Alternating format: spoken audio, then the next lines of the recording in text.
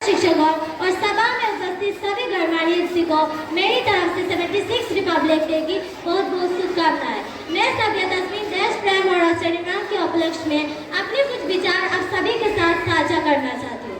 आज़ादी आज़ादी का असली मतलब वही समझ सकता है जिसने कभी गुलामी की हो। हम सब भाग्यशाली है कि हमने स्वतंत्र भारत में जन्म लिया है। यूं तो आज़ादी की लो 1857 में ही चल चुकी थी, जो वर्षाल बनकर 1947 में हमारे देश को आज़ाद कराए। प्राचीन मध्यकालीन और वर्तमान भारत की उदाहरणों से स्पष्ट करना चाहूंगी कि जब हम फिरंगे के फिरों में फंस गए थे तो रंगदे बसंती की शोले के एक आवाज पर ठोले के ठोले बढ़ाते थे। उनके वंदे मातरम और नारायण की नारी से उनमें आने वाला 5 डिग्री का इंग्रेजी शासन के जोड़ों में तूफान ला देता था। लोग मर जाते थे, मिट जाते थे, तो भी अपनी देशभक्ति साबित कर रहे होते थे, क्योंकि वो उस दौर की कसौटी थी।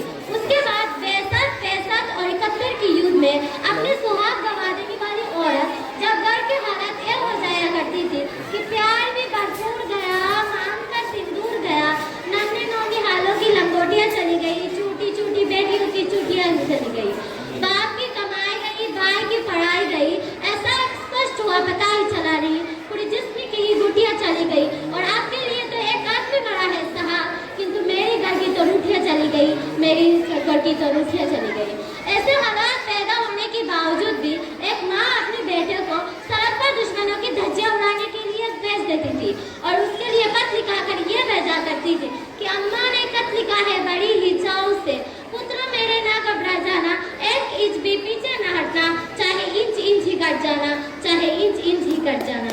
इस तरह पूरा परिवार देशभक्ति साबित कर रहा होता था। तब देश बलिदान मांगता था, तब देश न जाने को कहता था, तब देश न जाने को, मिट जाने को, फांसी चढ़ जाने को कहता था। किंतु आज देश न जाने को नहीं कहता, आज देश न जाने को नहीं कहता, आज देश मिट जाने को नहीं कहता, बल्कि मेरे विचारों में यदि कोई आदमी अपने काम पूरी ईमानदारी और पूरी लगन से करता है तो वही सच्ची देशभक्ति है। मेरी ईमानदारी की फेसबुक या व्हाट्सएप की डीपी को ठीक रंग में रंगना ही देशभक्ति है। और यदि आप कहेंगे कि साल में 2 बार हाथ में तिरंगा ले लेना देशभक्ति है, तो मैं पूछना चाहूंगी कि फुटपाथ पे रहने वाला वो बच्चा ट्रैफिक के चाव में नंगे पाँव में जब तिरंगा बेच रहा होगा तब आप इसकी देशभक्ति कहेंगे? ये उसकी देशभक्ति नहीं, ये उसकी पेट की बुका शक्ति जो इसे ऐसा करने पर मजबूर करता है। क्योंकि न मस्जिद को जानते हैं न शिवालों को जानते हैं, न मस्जिद को जानते हैं न शिवालों को जानते हैं। जो पेट का भूखा होता है ना, वो सिर्फ भुजन के निवालों को जानते हैं, वो सिर्फ भुजन के निवालों को जानते हैं। अपने परिवार, अपने समाज, अपने राष्ट्र के लिए समर्पण का भाव है देशभक्ति। और हर देशद्रोही जीवन में आने वाला तूफान है हमारा सच्चा देशभक्ति, ताकि हर देशद्रोही ये समझ सके अगर तू परिंदा है तो ये आसमान तेरा है, अगर तू जिंदा है तो ये शमशान तेरा है। भाईचारगी से रहना है तो रह इस जमीन पे, और ना एक कब्र भी तेरी और एक कब्रिस्तान भी तेरी है। लेकिन एक देशद्रोही से ज्यादा देश में किताब बात होता है जब एक बेटा अपने बूढ़े माँ बाप को विदेशों के चौखट पर छोड़ाता है। कारण उठती है वो देशभक्ति जब मुसीबत में फंसी लोगों की जान बचाने से ज्यादा हम सेल्फी लेकर अपनी लाइफ बढ़ाने पर व्यस्त रहते हैं। आज के इस दौर में वही युवा जिनके ऊपर समाज की आशाओं को बांधे रखने की, वही युवा 4x4 इंच की छोटी सी स्क्रीन पर अपनी कोमल अंगुलियों की घर्षण मदों से अपनी भावना की इमोजी भर रहा है।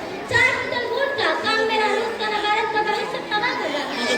हमने ऐसे एक समाज में जीते जब पत्थर के मुरुद को लगता है चप्पल बूट और भूखे नंगे तरफ से सो जाते हैं लोग, भूखे नंगे तरफ से सो जाते लोग। मजबूर को मजदूर समझे, मजबूर नहीं, गरीब को काम दीजिए, दान नहीं, और अगर दान देने की इच्छुक है तो जीते जी रक्तदान दीजिए। तो यही सच्ची राष्ट्र प्रेम और यही सच्ची देशभक्ति है। परंतु ये वैचारिक बीमारी भी हमारे समाज में मुझे नजर आता है, और बड़ी आश्चर्य से जिस देश ने पूरी दुनिया को तक्षशिला और नालंदा दे करके विषयधारी शिक्षा की बुनियाद रखी, आज विषय की शिक्षा विषय कलम में हमारा एक भी विषय खड़ा नहीं हो पाता। चारों ओर हमारे पास IIT, IIM और NIT जैसे कई शिक्षा घर के, वही दूसरी तरफ देश के गरीबों के बेरोजगारी की जमात में खड़ा करने के लिए उनके हाथ में 100 शिक्षा अभियान का झुंझुना पकड़ा दिया जाता है।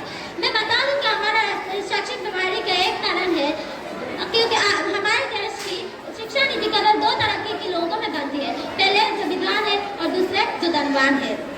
मैं बता दूं कि हमारा राष्ट्र निर्माण कब संभव होगा? जब इस देश में महिला को पूजा नहीं उनकी इज्जत की जाएगी। राष्ट्र निर्माण तब संभव होगा जब हम जाति का आरक्षण नहीं बल्कि सामाजिक शक्ति का अभ्यास करेंगे।